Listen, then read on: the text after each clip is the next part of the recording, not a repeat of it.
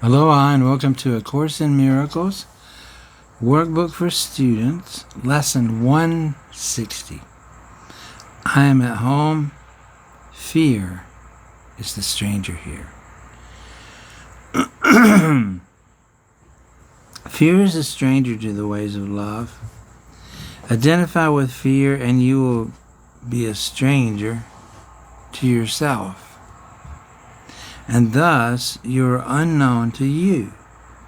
What is yourself remains an alien to the part of your mind which thinks that it is real, but different from yourself. Who could be sane in such a circumstance? Who but a madman could believe he is what he is not and judge against himself? Well, we know by now that we're all a little mad, and there we wouldn't be here. We've all, we are doing these crazy, strange phenomena to ourselves. There is a stranger in our midst who comes from an idea so foreign to the truth. He speaks a different language, looks upon a different world, truth does not know, and understands what truth regards as senseless. Stranger, yet he does not recognize to whom he comes, and yet maintains his home belongs to him, while he is alien now who is at home. And yet, how easy it would be to say, this is my home. Here I belong, and will not leave because a madman says that I must. So, of course, this is talking about the ego has taken over, or seems to have taken over, a part of our mind, if it were possible, but it's not possible. And sowed fear, and fear is the stranger in our mind, which really only has love. So here's the stranger, and what are we going to do about it?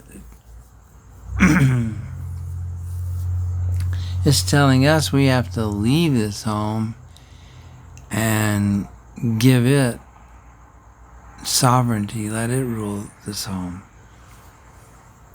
It's telling us that we don't belong in our own home. So, what reason is there for not saying this? What could the reason be except that you had asked this stranger in to take your place and let you be a stranger to yourself? Whoa! Like, who would do this?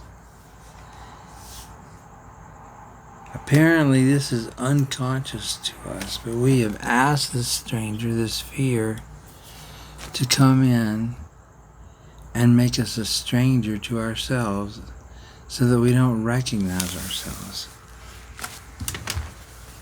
That's the choice that we've made. We are the madman. Stranger, yet he does not recognize to whom he comes, and yet maintains his home belongs to him, while he is alien now who is at home. And yet how easy it would be to say, this is my home.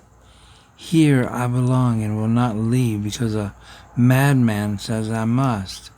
What reason is there for not saying thus? What could the reason be except that you had asked this stranger in to take your place?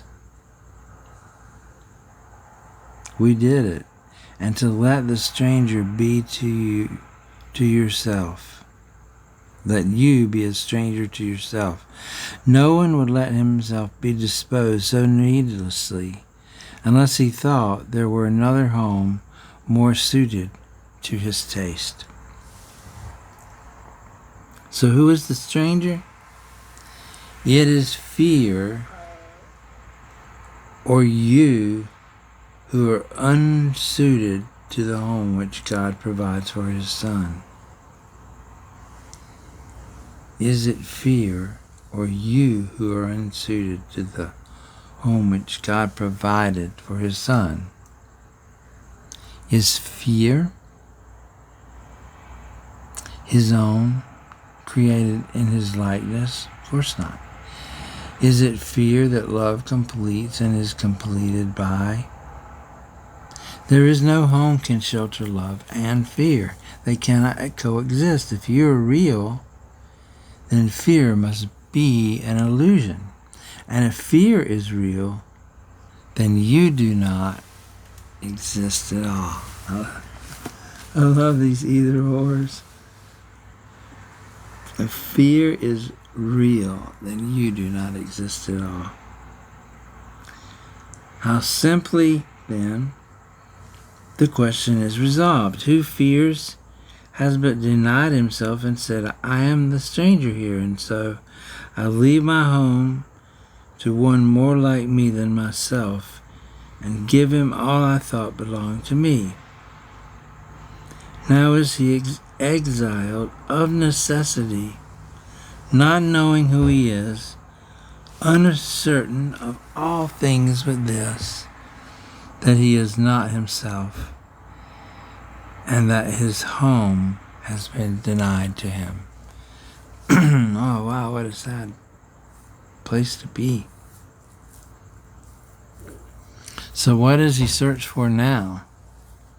What can he find? A stranger to himself can find no home, wherever he may look, for he has made return impossible. His way is lost, except a miracle will search him out and show him that he is no stranger now.